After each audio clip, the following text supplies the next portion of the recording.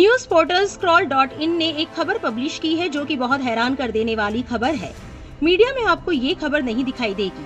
scroll.in की report में क्या कुछ दावे किए गए हैं आपको बताएंगे, वीडियो में एंड तक बने रहे।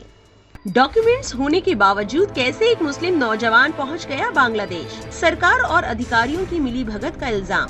पूरा मामला जानकर आप हैरान रह जाएंगे।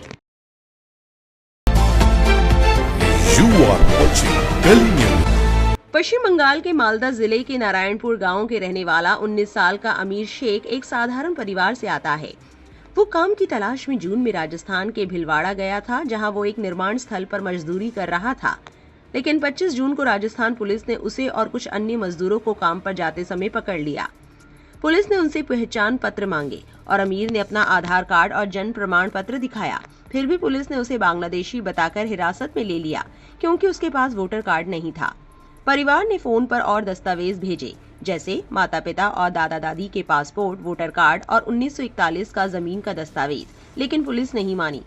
3 दिन बाद अमीर को जेल में डाल दिया गया और फिर उसे कोलकाता ले जाकर बीएसएफ कैंप में रखा गया। वहां से रात के समय बंदूक की नोक पर उसे बेनापोल बॉर्डर से बांग्लादेश में धकेल दिया गया। बांग्लादेश में पहुंचते ही अमीर को वहां की बॉर्डर गार्ड ने गिरफ्तार कर लिया, लेकिन बाद में छोड़ दिया।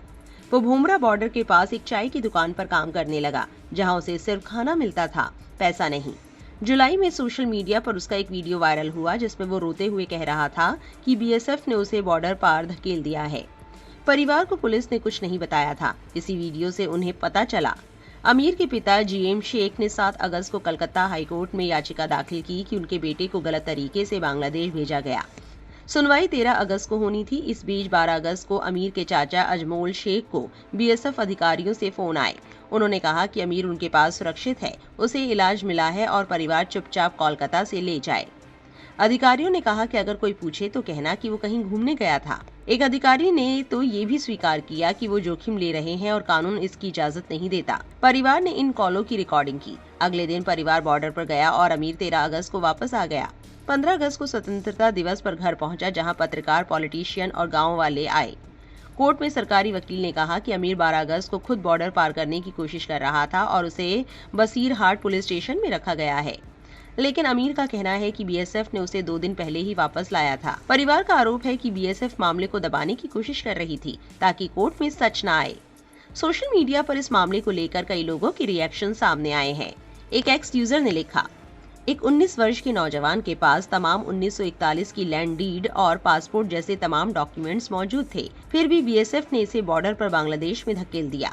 परिवार का आरोप है कि बीएसएफ मामले को दबाने की कोशिश कर रहा है। कोलकाता हाईकोर्ट की जज का कहना है कि बीएसएफ ऐसा कभी नहीं कर सकता। क्या सच में ऐसा है?